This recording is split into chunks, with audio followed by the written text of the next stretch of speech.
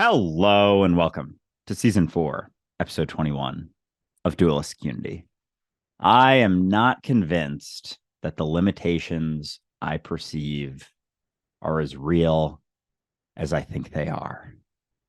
I feel like we come up with a lot of excuses to keep our true potential at bay. And I'm not really settling upon anything anymore. There's a lot showing me that I may be more of what I see than I think. So I'm excited to explore that this episode. I'm just appreciative more and more. I really find it just incredible how many people or variations of myself have come together in this community and just maintain connections with one another. They express themselves, they ask questions, they go back and forth about things, they dare to disagree, knowing that by and large, everybody has the same intention, which is to grow and not to be judged, and therefore not to judge. It's incredible. Each and every day that I quote unquote go to work, I am so very happy to do so. I'm always inspired by the people that we talk to. I'm always inspired by the things we talk about. I'm constantly feeling like I'm just whole and complete in every ripple that I make, regardless of what might be happening in my life. And it's encouraging when I hear other people having such moments of success in terms of getting out of their own way, feeling a little bit more free, feeling like they can express themselves. I'm blown away by the people who are volunteering to help us by clipping up episodes or spreading the word on social media. All of these things just amaze me because this conversation, the insights that we're going through, the recognition that there is another way to experience reality, to perceive reality, to see beyond perception as reality, that there is, in fact, a whole discussion to be had here, has been something that I've just found to be a priority in my own life for a very long time. And so I love the fact that other people are finding it as entertaining and as interesting as I do. And I'm really, really excited to be able to share this with you and everyone else. So that's all I wanted to say for this 21st episode of season 4. We've come so far. I am so very excited about whatever's coming next. Oh yeah, season 4 finale, baby. That's crazy. I was just it was hitting me before we started recording just how much has happened. Like we're done 4 seasons after this one. That's pretty incredible. Off of something that started with just, hey, you want to start a podcast? Sure. After one conversation, after interacting with each other on a computer for about an hour. And yeah, now here we are. Community, all of you, retreats, groups, lots of lots and lots of ambitions. Book on the way. Holy shit. It's kind of crazy thinking to that. And even now, because I'm in San Diego, and this is a place that I visited a bunch with a ex-girlfriend who lived here about 2 years ago. And it was spent a lot of time here, kind of the months leading up to recognizing that I'm not what I think. And so it's kind of that feeling that I've talked about I got when I went back to my college campus. It was like a new, fully new experience. Like I was existing in another lifetime.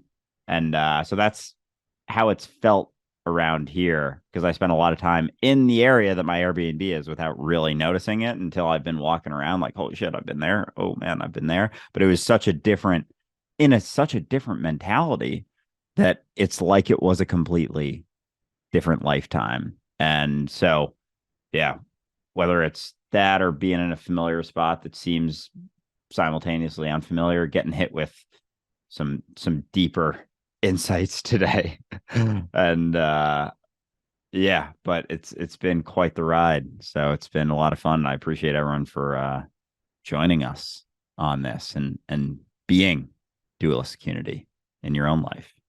Because otherwise, none of this would matter at all. I think that's really something I'd like to cover very quickly based on a conversation I had with one of the members of our community recently, because this has been such a journey from scratching the surface all the way through our first season and our second season, into getting more guests, and then eventually into going full time in season 4. Throughout that entire journey and all of the conversations, and more importantly, all of the groups that we have had throughout that entire journey, and all of the one-on-one interactions that we've had with the people in our community, and all of that, there's been a journey. And in that journey, you can get as much as you want out of it by simply recognizing that you're a part of it, because we're all a part of it. We're all one. There's no division whatsoever. And the more you recognize that, the more you really start to get into whatever the hell is happening here with dualistic unity. And I just want to mention, it's not dualistic unity doing it. It's you. You really can get to a point where the insights are coming at such a rate that you almost start to feel as though it's dualistic unity that's spawning them. Like, oh, I gotta stop listening to dualistic unity. This is getting a little intense. And then you go back to your day and you're still having insights based on everything that's happening and every conversation that you're having, because it was never about what dualistic unity is doing. I'm getting one thing out of this conversation. Andrew's getting something else out of this conversation based on how much we are willing to get out of this conversation. But when I'm listening to Andrew, it would be generous for me to say that I am catching everything that he is saying, because sometimes when he is saying something insightful, my mind will try to process that and I'll miss a whole sentence. And it's not because he's not saying something that I could learn from. It's because, frankly, I'm busy learning. And so I'm taking what I can from the conversation. But when I go back and I edit this video later and I hear that second sentence that I didn't catch the first time because I was processing, it spawns a whole new process, not because of what Andrew is saying, but because of what I want to get out of it.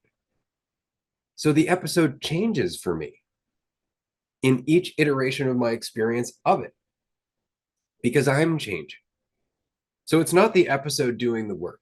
You can listen to these episodes and not get anything out of it. In fact, you could listen to these episodes and actually get the exact opposite insight that we're trying to communicate, because it's not about us. There is nothing we can say or do that is triggering the insight that you are experiencing. It really is you, which means that you can walk away from dualistic unity. You can never listen to this podcast again. And it wouldn't matter, because everything you got out of this podcast was what you were willing to get out of this podcast. You'll get it out of anything else if you're willing. And obviously you are.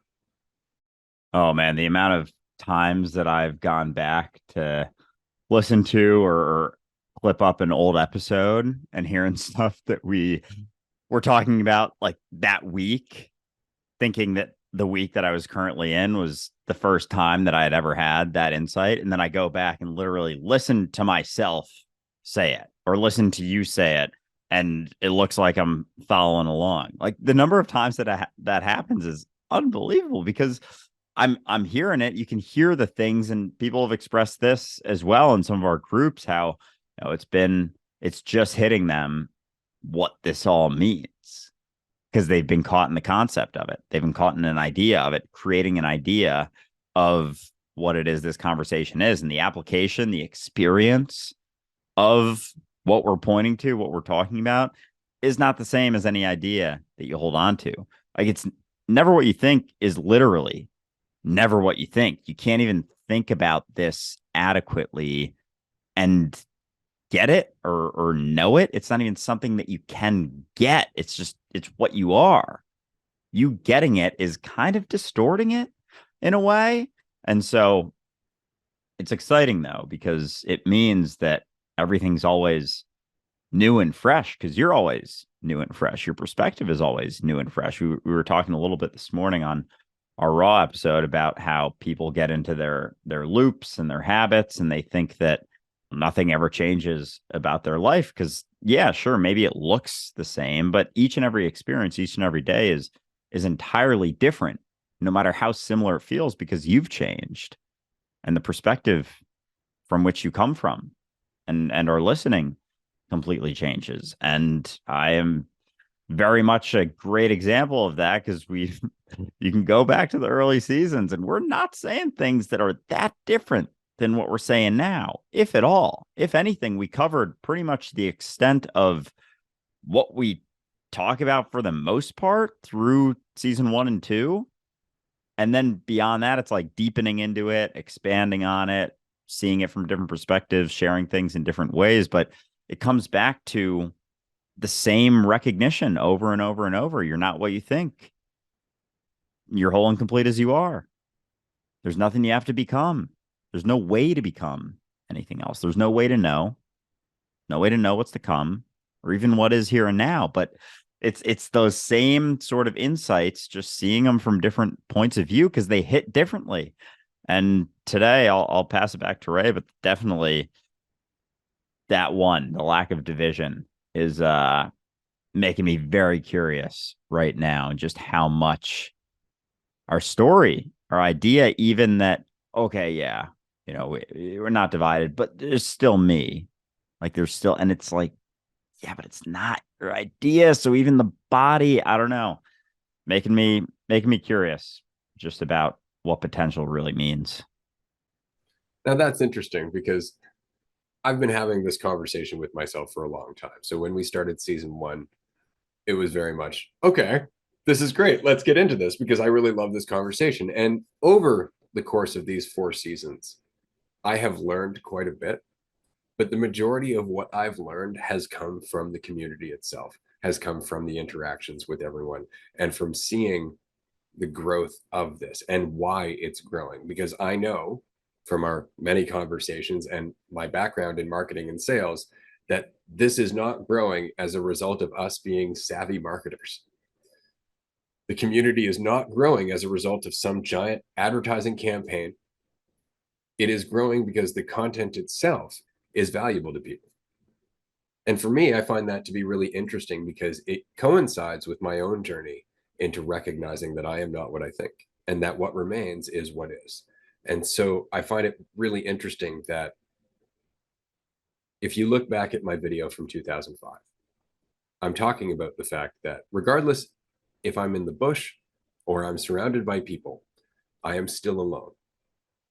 In my experience of subjectivity, in my experience of existence, it is only me. And when I made that video, I was really thinking about Ray. Whether I wanted to admit it or not, I still identified with the body. I was still identified with the idea. I was still identified with the subjective me, which is the cornerstone of my reality, but it's also the cornerstone of your reality.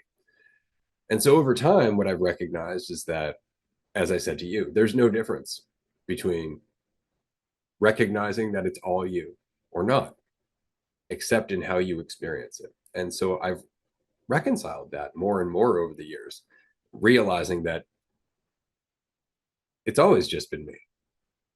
And that's okay. It doesn't change the experience. It just changes how I perceive and experience whatever this is. And so I find it interesting that the perspective of isolation hasn't changed, but the growth of this conversation and the growth of the community has made me more and more aware of exactly how much I am. Because while the journey has always been letting go of my idea of myself, it never dawned on me that that means recognizing the connection with the rest of myself. Isolation has just changed tone. There's just so much more of me. And that's it. So this is kind of what I wanted to get into, is that perspective of me, being, for me, Andrew, for you, Ray, and through letting go of that, even having any semblance of truth and everything that comes with that, like where that goes isn't anywhere physically, sort of, but we only have the perspective that it's not going anywhere because we have the perspective that we're just here. Like I'm always here now, of course, but it's here and not there as opposed to here and there, I think. is maybe the best way that I can put it. It's still the perspective that I'm not like equally that sink, that coffee cup, that tree out my window. And so I understand that the importance to a degree of maintaining that here. I don't know if it's importance because this is, I think, the excuse I'm like butting up against is being here and not there equally. Where where do you think that line comes in, or is that line between maintaining me being just here as opposed to me being equally that tree, not even some semblance of a tiny bit more here, but equally there? Is there a line, a balance with that, or is that just me making up another excuse like I have to maintain this, hindering my true potential? This is a great question. Um, there's so many different ways that we could tackle it, but I'd like to go in the direction of the experience we have when we're not identifying, when we're not thinking about it, when we're not having this conversation. In other words, when you're just sitting in the field beside a tree and there's no concept of any of that, you're just there. That state of awareness that you're in at that point isn't conceiving some division. It's fully doing whatever it is it's doing. And the same is true for the awareness of the tree and the awareness of the grass and the awareness of the bugs and everything else. They're just doing what they're doing, regardless of our capacity to identify and take possession over that role. We are all just awareness in action. And this is why I'm always coming back to examples involving like the body, for example, right? That we are like cells within the body, but we take the perspective that the awareness that we are is only derived from the cell that we're experiencing rather than from the entire thing that's always aware in general, but on such a level that as soon as we think about it, it diminishes it. So another way to look at this would be to look at, say, the universe. Not the observable universe, but the entire universe, which could be infinite. Even scientists admit that it could be infinite. And we have seen barely a sliver of a sliver of a sliver of what could be infinite. And so it could just keep going on and on and on and on and on and on. But it's all one energy. It's all one thing.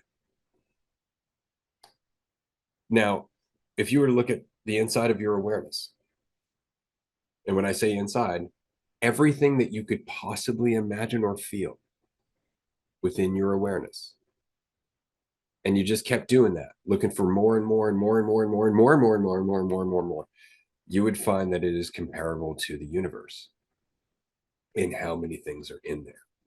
And when I say in there, I mean as part of you, as part of your awareness. And so it's very difficult for us to recognize that while you and I are the same energy in the physical universe, which is almost limitless, you are and I are also the same awareness within this dream of subjectivity. And so, so as you're explaining the universe and the infiniteness of just not even universe, just what is, like it immediately just brings me back to where I'm at here and now in this experience. Like when you start going like, oh, that's not the edge, that's not the edge, that's not the edge, it kind of just like all circles back into where you're at. And but that doesn't discount the fact that it's all you still. And so even speaking right now, like this part of it has been kind of, I don't know, tripped me out the last couple of days. Is just how I almost want there to be like it's kind of what I was saying with the feeling like I am everything else, but it's like a little bit more Andrew versus starting to get the feeling that it's not, because without being just Andrew, there's not that subtle, like, 100% here and like 90% that stuff. But that's still just a story, regardless of how I come up with it in my mind. It doesn't change the reality. Like I'm speaking very conceptually right now, and I have, the feeling of being that thing, because I think there's a tiny bit of me. It's like, why can't I control that or control something happening? But who's to say I'm even controlling Andrew right now? That's a massive assumption that I'm making, that I'm controlling Andrew right now. And then so my perspective of being me and the experience of me is quote unquote controlling something. And so then I make the assumption that beyond that, it should also, because there's the assumption that I'm controlling this, there is the assumption that if I was that tree, I would be able to control it. But without the assumption of just being able to control this, that I am in control, but then it's like, who's talking? Is it Andrew talking, or what is? And it's both and neither always. Like, it's never, because I'm not an idea. So this curiosity happening is I'm taking ownership for it, but it's like the ownership, I think, is what I'm getting to, is that's kind of it. Yeah, it's just there still seems like a little more ownership of the things that I do. And now even saying I versus Andrew, I'm just gonna pass back to Oh, this is a great conversation. I love this shit. Um, so that's really interesting. There's so many different ways we could go with this. So it's interesting that you were saying, like, I should be able to control the tree since the tree is me. Well, that means the tree should also be able to control you. And how do you know that's not happening? That in fact, all of this isn't the interplay of various different parts of your will finding balance. In which case, it's not about establishing control. It's about recognizing what you're already doing and aligning with it. That's it. It's kind of like when you focus on a particular part of your body. It's not like your awareness has stopped running the rest of your body, right? It's just that now your focus is on a very specific part, which is changing or influencing how that part is interacting with the whole, because frankly, you are interfering with it simply by observation alone. And so I think that that's a big part of it. Like, you're still focused on Andrew instead of being observation alone. That's what we are. We are will. We're the observer, right?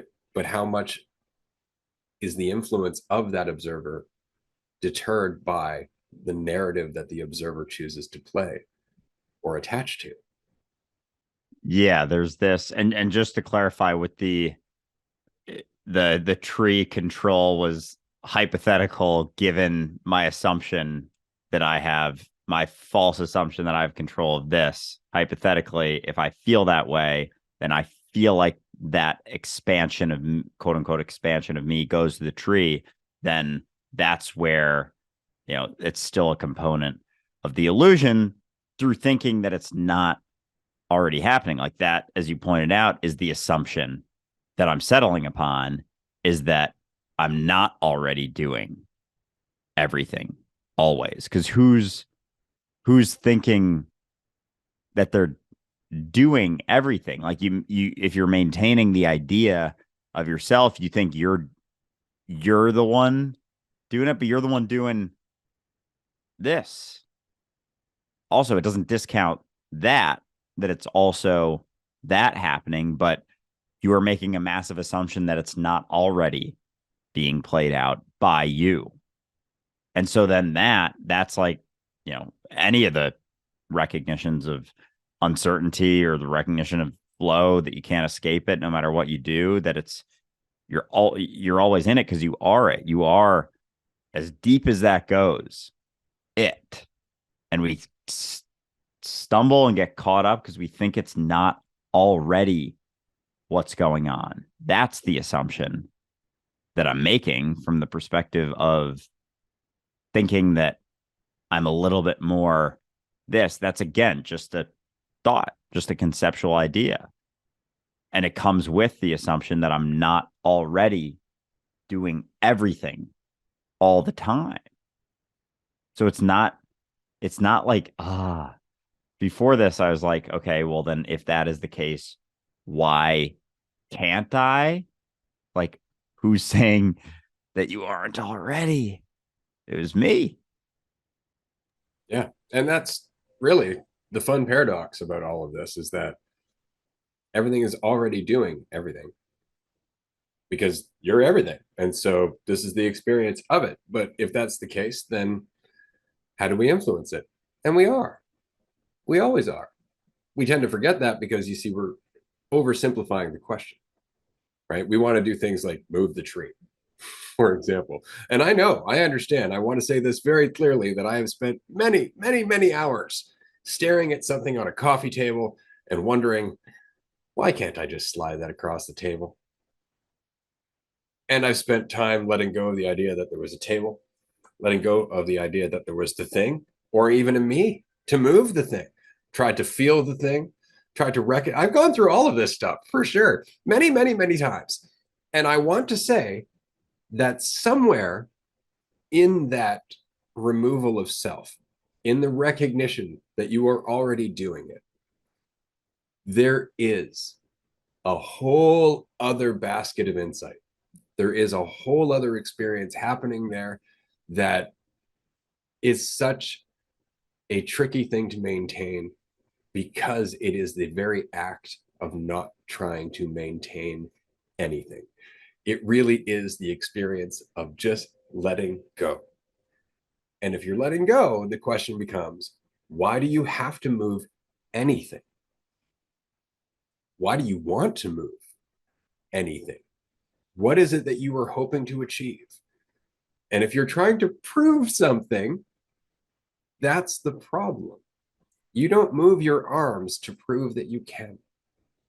Yeah, because the already doing it recognition, as soon as any sort of desire to do something, so many assumptions, as you said, that there's a you doing something. I want to move that. You wouldn't say that about something that you recognize is you. It's a completely different perspective. So then coming at it from that point of view, that it's already happening, you're already doing everything. There's like no desire to move something in that. And it's probably where we're getting to, I think, is, and as you said, just all the other insights that start hitting when you recognize that it's already happening. And there's nothing you can do. There is no sound out of my mouth I could make that isn't in it, that isn't it. And yeah, we get caught in judging ourselves, making the assumption that it's not happening perfectly, making the assumption that we could do things better. We have this idea of what that means. But through recognizing that it's always happening, you're already doing it.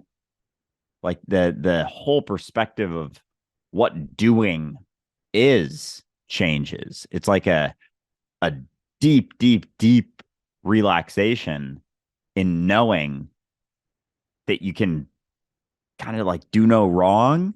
And I'm careful to say that. I'm not going to put that on Instagram or anything. Don't worry. I'm going to keep that to the podcast. But you can't do anything incorrectly.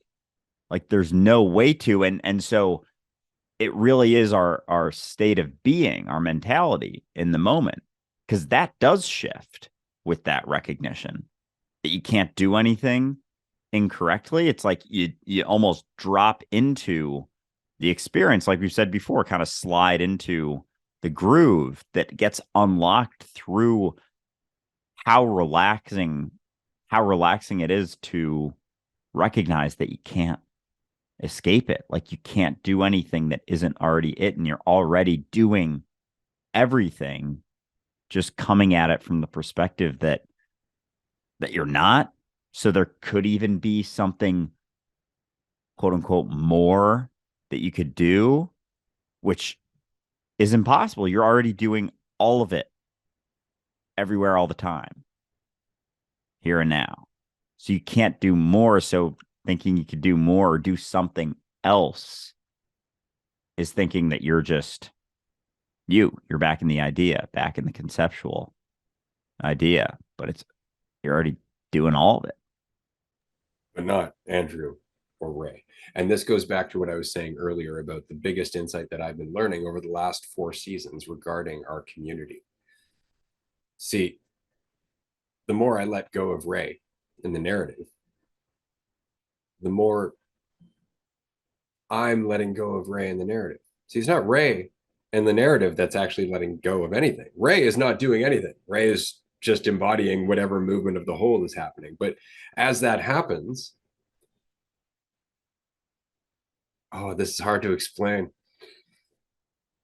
As Ray starts to dissipate, there is more connection to the rest of what I actually am as a result of Ray dissipating. And then those connections give opportunities for more of me to dissipate more of my narratives, whether it be Andrew, whether it be Amanda, whether it be Mark, whether it be anybody in the community. And in that dissipation of our narrative from person to person to person, I am being more of myself. I am being more of myself. And in that, I am connecting to more of my potential. So when we say I'm already doing it, are we talking from the perspective of all of those people who are dissipating their narrative? Are we talking from the recognition that you are them? Are you talking about that you that's already doing it? Do you perceive yourself that way? Do you experience yourself that way? And it's all going to be dependent on how much you still identify with Andrew, the narrative. Because that's the thing, like we're trying to see how it all connects, but it all connects. It's in us trying to see how that we lack the sensitivity to actually feel it. Because it's not about the how, it's about the fact that it's already happening. We're already doing it, we're already being one. But we have this narrative that dissipates how much of that we access at any given point. But that means the more of us that are accessing more of us all the time, the more potential starts to arise as a result. And this is what I was saying about the whole Jesus story. I don't think it was about Jesus. I think Jesus was just the person who ended up getting kind of blamed for the entire phenomenon of all of our awarenesses rising and individual people coming together as a result of them realizing that they're me, that they are each other. Because the more I gain awareness of myself, the more I gain awareness of myself in all of the incarnations of I that I manage to connect with. And that's what we are. We're like a changing idea within our collective mind. Because there are no others that aren't also you. So there's no one else doing it. And I'm following that train there that you're throwing out, speaking from the perspective of the whole. Like everyone is you. This is your experience, speaking to Ray, speaking to anyone listening. Everyone you ever interact with is you, is just you, not like kind of you, not sort of you, not really you. It's you. Like literally you. And I think that's what I butt up against from time to time. And sometimes I sit in that for a while. And there's definitely certain interactions that are tougher to have than others in that point of view. But that even still is can be like that can be a conceptual idea too, because like you're me, what me am I saying? Like they're not Andrew, I'm not Andrew. And through that, so it's the dissipation of the ideas that allows you to just recognize what's already there, what's already happening. So it's not even going up to someone and saying like, you're me, you're me. Maybe maybe don't do that too often, but because it's not, that's still, and I know it's pointing to something beyond that, but it's still the maintenance of me as opposed to just like almost not needing the conceptual ideas and to try and maintain that through the interaction. Because again, it's like trying to move something. What are you trying to prove? What are you trying to show? If you actually recognize you're just talking to yourself, then who the fuck are you convincing? Right? It's funny because this actually reminds me of reflexes. Like we are trying to be a better reflex of the collective I, right? So the more we think about ourselves, the less we are actually reacting to reality or as reality, the more we are distorting it and slowing down our reflex, slowing down what we would do otherwise, actually slowing down our natural reaction to what's happening based on what we think we should be doing, based on the concept of ownership and division and all that other fun stuff. And so when we get out of the way, we are actually just being more attuned to what's happening moment to moment to moment to moment. So it's again like being an exposed nerve, right? But in that state of being an exposed nerve, you are actually being fluid as what is, as the awareness of reality itself, because you're not in the way. And that's the state of uncertainty. That's that flow state that often we get really uncomfortable about because there's no sense of control, because there's no sense of I who could be in control. It's just the state of being that is continuing on from one moment to the other. And it's interesting because, as you know, I love Dragon Ball. And in Dragon Ball Super, this is actually the skill that the main character ends up being able to tap into by accident, is this ultra instinct, which is the ability to simply move free of thought with the moment that's happening right in front of you, where your entire body is basically moving in accordance to what's happening, not in accordance to your fear or your projection or how you think it should go. That's all gone. You are just quite literally the present moment in action. But if you think about the state of mind that you would be experiencing there, it would be quite intense if you were afraid. Yeah, because it really is that feeling of just raw vulnerability and exposed nerve type feeling. Because you can't even try to do that, right? You can't even try to be in that state. I'm going to try and not have thoughts about the situation. Like you're caught in it every single time. It just has to be through, not through anything, even. It's not through anything. As soon as you think it's through something, it's not it.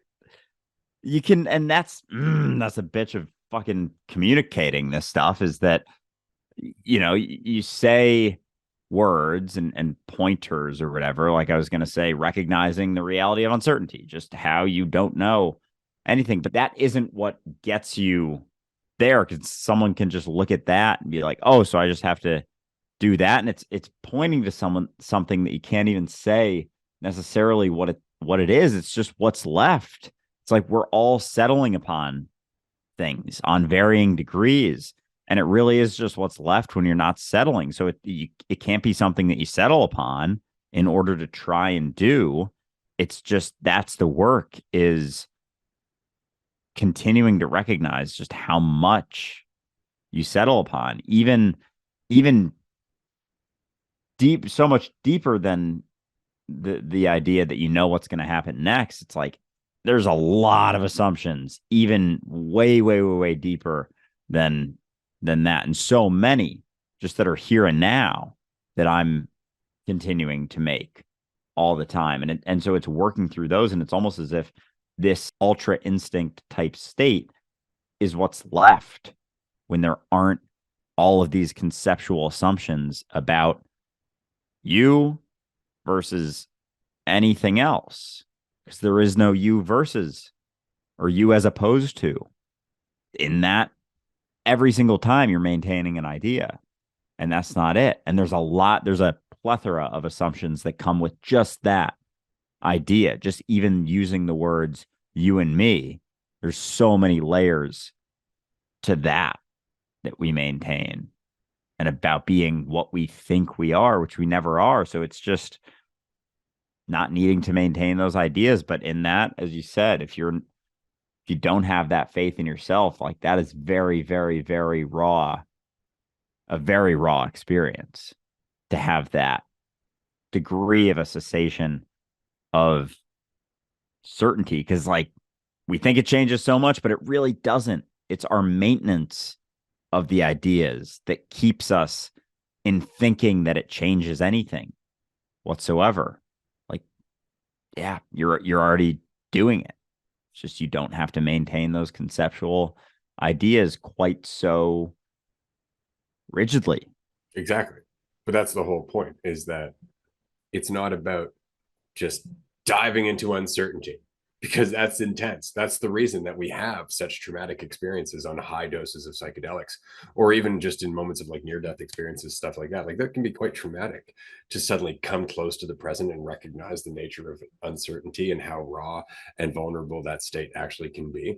And so the real trick is to just peel away layer by layer all of the stuff that tends to keep you out of that state, so that way you're not just deep diving into uncertainty, which again a lot of people rely on psychedelics for. They will go, oh, these are going to help me become more aware. It's like, well, they can, if you're willing to continue questioning in between, because otherwise you're just kind of dipping your toe in and then going back into the world of thinking that you know what's going on and limiting yourself accordingly. And so it really is just one layer at a time, getting used to that state of vulnerability. So recently, Andrew, you were discussing going for a walk, and in that walk, finding that you weren't thinking about things. You weren't actually going through a bunch of insights. You were just going for a walk. And I would say that that is the result of the work. Is it's not some, oh, I'm free, but slowly and surely your attachment to your thoughts starts to fade away. And so it's like they just quiet down to a whisper. And eventually you don't hear them at all. And in that state, you are being a better reflex for the whole.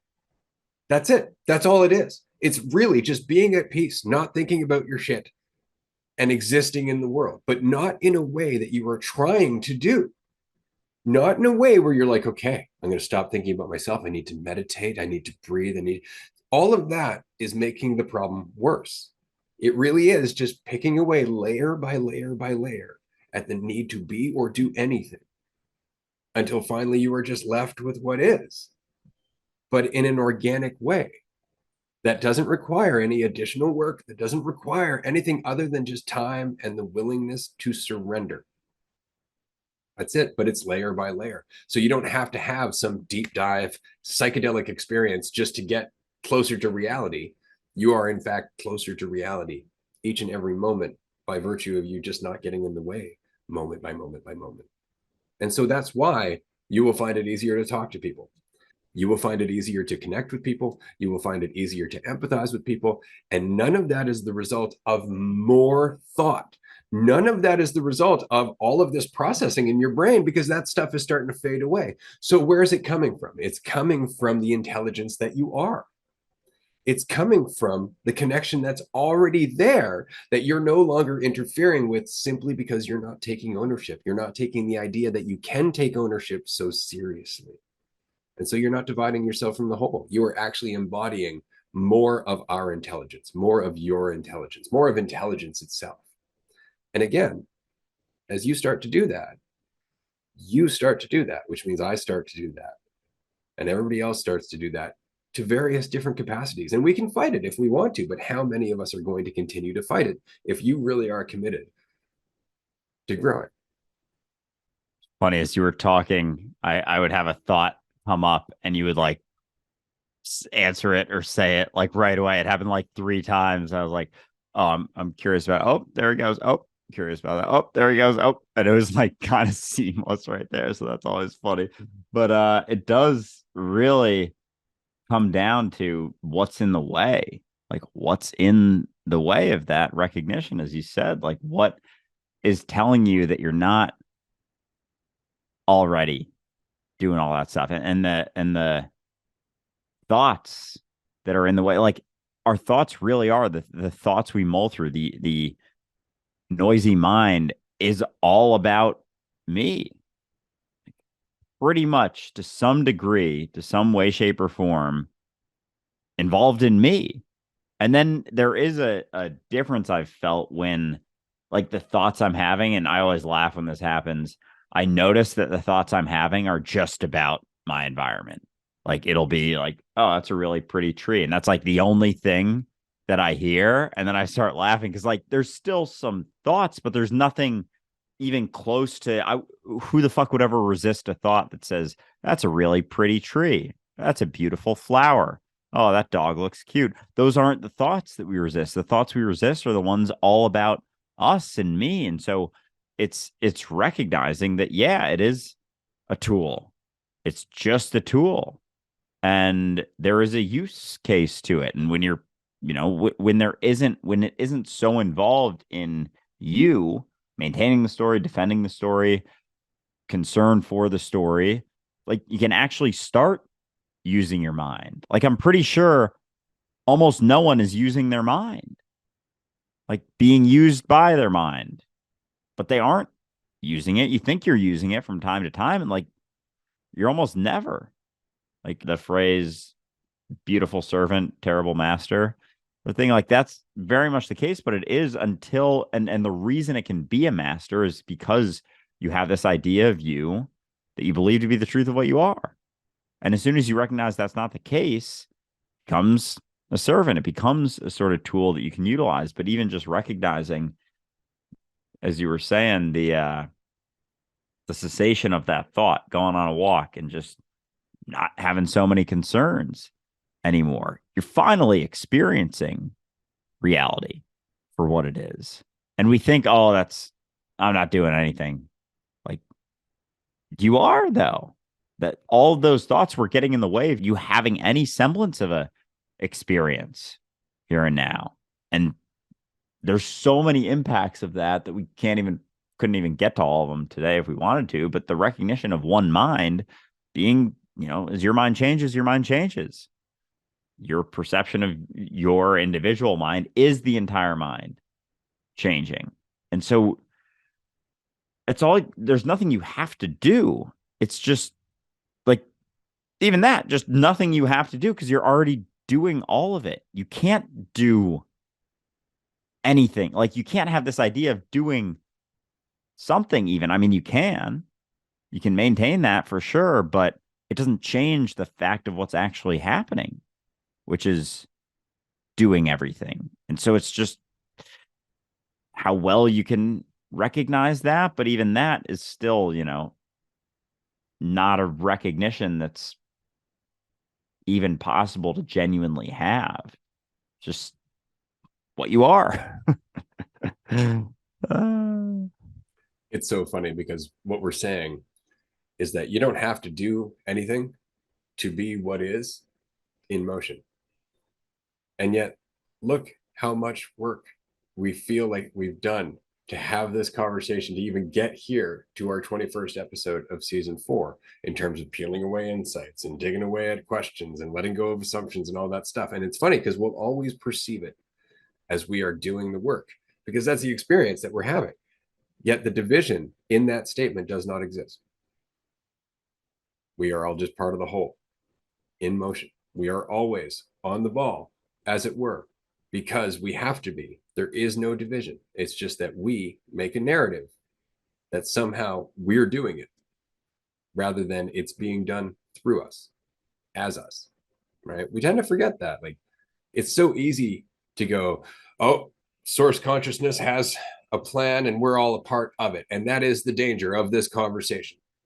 That is the danger of what we're saying right now, that in surrendering, you're embodying the intelligence of the whole, because immediately our brain creates a fucking narrative that intelligence obviously is going towards the best possible destination because it's limitless intelligence. It's got to have the best idea in mind. No, none of that's the case. It's just intelligence, you see. And for an intelligence that's eternal, there is no consequence that it's really afraid of. So it's really just a tool that's turning itself, and we're that tool turning ourselves. And so our collective direction is this weird hodgepodge of all of our collective individual wills and all of our collective individual recognitions of how much of the whole we are. And based on that, we are manifesting reality, quote unquote, which really just means that we're creating it based on what we think of ourselves as we go. It really is enticing to try and maintain that idea of being a fragment of source, being a part of it. And as you just said, even that you're a tool for source, but you are source. Like you're it. Like there is no distinction, no division whatsoever. There's no not getting away with anything. You're it. Like you are that source. If you like to think, oh, I'm just a tool, and thinking that we're just the tool for source, and oh, just let go and source has got me. You're it. Like it's all you. All the perspectives, all of the interactions, all of the experiences, they're all you. But that's, once you get more and more into that, that's the uncomfortable bit that definitely lots of things send people running, but that one definitely can get them because you're also maintaining, if you're running, you're still maintaining ideas and concepts and an idea of yourself and how you fit into everything and what that means about you, recognizing that you're everything, that you are source, that, yeah, as much as you can let go, it's still you doing it, just not your idea of what's being done and all of your preferences that you need to, maintain. It's like those preferences are still your preferences, but you're not the you that you think. And so it's yeah, I guess it's just coming back to that recognition that it's never ever what you think. And so you see the futility in trying to make sense of it because it's taking you away from being it, but also not away because there's there's nowhere to get. And your perspective of how much you are starts to change over time because you start to question how attached you are to your perspective of what, say, communication is. For example, like you and I are having this conversation, we're using concepts and ideas and language. And so human beings would tend to imagine that this is communication.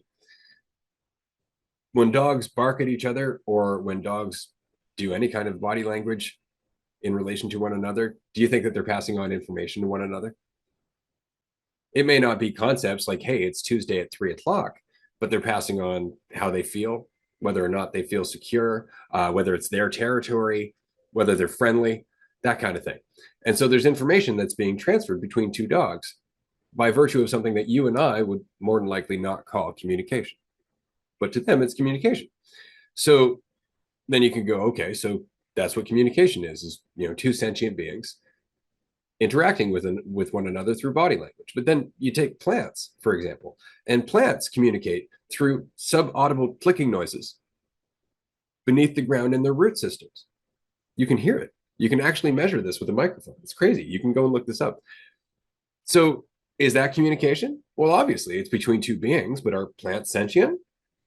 And if they are sentient, what could they be communicating? Well, obviously, things that are relevant to plants based on their experience of the soil and the sun and everything else, right? And so that's communication too. So if all of those things are communication, then that means that communication is not just language. So if it's not just language, then it probably isn't just sound, because then we have body language, right? And so everything is communication with everything else. It's just that we get so caught up in thinking that things are separate that we actually start to think of communication as something that's not constant. But everything is always influencing everything else. And it may not be the communication of ideas, but it's the communication of information. It's the communication of considerations. And that is the whole in motion. It's always communicating with itself, kind of like a thought traveling through your brain. And we have the whole idea, as you just laid out, of what communication is, so we don't see the depth of what's happening. Like we're always communicating with ourselves. And then, you have the thought through this that, oh, well, does that mean that I can read someone else's mind and they can read my mind? Like, yes and no, kind of. Yeah, maybe. definitely. And where's the concern come from as to, well, I don't want them to reading my mind. This is my mind. These are my thoughts. This is my privacy. Like, yeah, but through recognizing that you're not what you think, it isn't so much. And that shame and fear and concern is stemming from your very long reinforced idea of yourself. That's where the concern always comes from for that. Through letting go of that, like, oh yeah, that kind of makes sense. That deeper communication. And I'm not even saying because we conceptualize everything through our thoughts into like, words and ideas and whatnot, but there could be 100 layers of communication happening between everything that you've ever interacted with, be it a tree or a piece of food or another person that you have no conceptual understanding of or even ability to see. And again, that's just me making an assumption that that isn't a potential possibility, which it very well could be. Like how much is happening, quote unquote, under the surface, under what we're able to perceive. There's probably layers upon layers upon layers upon layers, and we're just, barely seeing one or two, just kind of scratching the surface of those. And there's so much depth to that communication that's always happening. Inevitably, it's one mind. There is no division. So it's happening in so many ways that we couldn't possibly fathom in our current mentality. But who's to say that we can't start to explore that as well? Well, it's interesting actually because some people do. So there's this great trick that some magicians can do. I know I saw Chris Angel do it on his show. If anybody wants to go and look this up, it's really neat. I think you might find it under car dealership or something like that. But basically, they had someone take the keys for a car and hide it in one of the cars in this dealership. And the magician, in this case, Chris Angel, is blindfolded. And so you would think the trick would be that he just holds the person who hid the keys' hand, and that person would basically lead them to the keys just through trying to avoid them. So basically, he's going to take this person for a walk around this car dealership, and just by feeling their body language, find out where these keys are. Okay? Now, make it even harder. He's not even holding their hand. He actually just gives them one end of a handkerchief and he holds the other end. So just like you were saying quite some time ago about walking your dog and the tension in the leash, imagine being blindfolded and trying to read your dog's avoidance of where it hit a bone just through the tension or the release, and trying to gauge through intuition and sensitivity whether that person is trying to mislead you or not. How desperate are they to go this way? How much are they trying to avoid giving you tension as you go that way? And sure enough, I think it was like an hour and a half later, he found the keys. He found the keys. He found the car where the keys were. And it was just through reading that person's body language when that person was trying to fool them.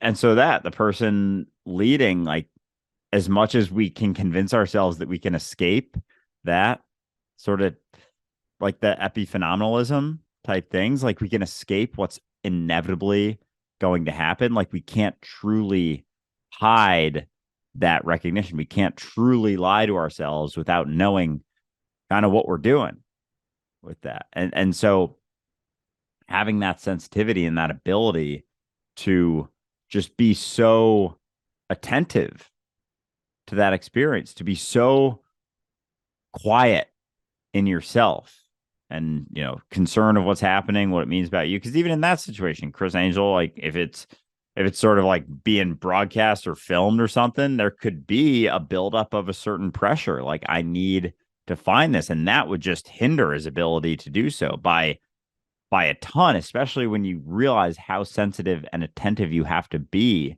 to the experience that you're having. There can't be any concern for how it's going to go, where it's going to lead. And that allows you to tap into something that could be perceived as supernatural almost. We like to think of, superpowers as certain things, but maybe it's just deepening into our experience, our ability to just be fully attentive to where we're at. So focused and so honed in that we're digging into aspects of our reality that we couldn't even fathom when we had a lot in the way, when we weren't paying so close of attention, when we weren't being as sensitive to the experience and what's really going on. Not our idea of what's going on, not our judgment of what's going on, but like being able to look at it for what's actually happening without needing to narrate it and just being willing to sit in it. Like how deep does that go? How connected can we recognize that we are when we stop telling ourselves a story that, you know, I'm this and therefore I couldn't possibly be that, and therefore all these ideas of what could be possible couldn't possibly be possible because I'm just me.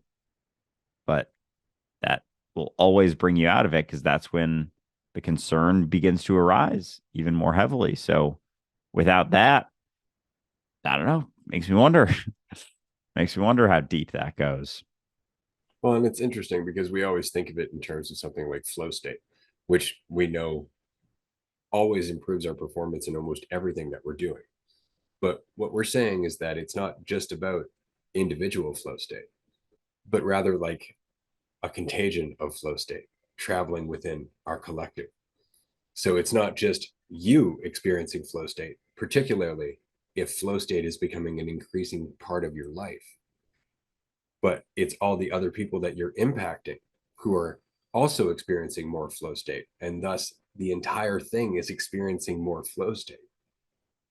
And so it's not just about having faith, or rather just being present. It's also about the fact that that is happening on a more collective level, which means we're all interacting with each other in an entirely different way. And so it's not just about having faith in yourself, the individual, but also having faith in yourself, the whole, because there is no division. And that's why, again, the community just continues to blow my mind all the time, because to me, nothing's changed. It's still just me. And there are so many more me's recognizing that I'm them, because it's not just that you're all me, it's that I'm you. And so that flow state isn't an individual experience.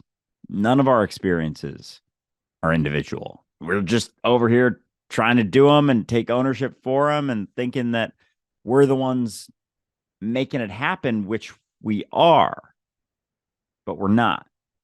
Yes and no. Always. We're always impacting and being impacted, and it's not happening how we think it's happening. It's our ideas. It's the settling upon things happening in a certain way that's getting in the way. It's not about finding out. It's recognizing what you're settling upon, recognizing how much ownership you're taking for any experience that you have. Because through that, what's left is what is. It's a collective recognition that that flow state expands. It's not just you, but it also is. It just depends on how you perceive you. And through that, like it's always having impact. And I think the more you recognize how much it's always happening, the impact doesn't increase, but maybe intensifies to a degree. And so it really does make me wonder how much of that recognition that you're already doing it can have impact on yourself from whatever perspective yourself that you take. It's such a fun paradox to recognize that the best thing that you can do for the whole is just be, and recognize that you're the whole, because that changes everything that you do. It changes the entire scope of what you experience. It changes everything. And it's the last thing that you would expect. It's totally counterintuitive to everything that the ego wants to do and the ego thinks it should do. And the ego is hardwired basically to consider, because it's dualistic. And so, yeah, it's really encouraging. And I don't know where this is all going, but I do know that it's getting trippy.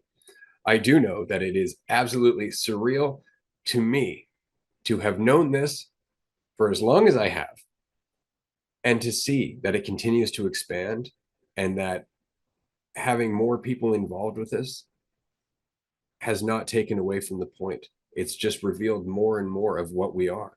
And so I want you, dear listener, to take this in. Everyone that you interact with is an expression of your potential. The more of your potential you allow yourself to embody, the more you will see in everyone else because you'll recognize they're you. Well, I am very happy with this season 4 finale episode. This has been a fun, almost felt like a revisiting of some early things that we talked about from a completely new, but also not new point of view. Circle around the same recognition, just from different ways, different perspectives. And we both, and anyone listening, has changed significantly since that first episode. First few episodes were filmed when we were still exploring this recognition, more or less. Same recognition. And we haven't even, I don't know, starting to feel to me like we still haven't even scratched the surface of what any of this means, or where it's going, or what, quite frankly, just what's possible.